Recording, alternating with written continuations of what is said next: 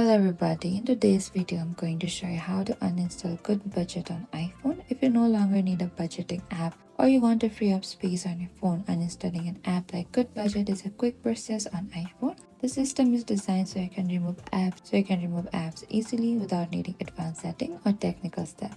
In just few steps, you can completely remove your device while keeping your phone clean and organized. First, start by going to your iPhone home screen and find to your GoodBudget app and simply press and hold to this app icon for a couple of seconds until you find to this menu here. You can simply tap on the remove app in the top there and it will again ask you for the confirmation there. Simply tap on the delete to completely uninstall it.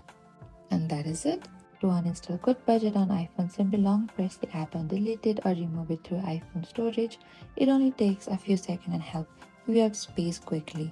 Thank you for watching this video. I hope I could help you. If you have any queries or confusion, please comment down below and we will reach out to you very soon.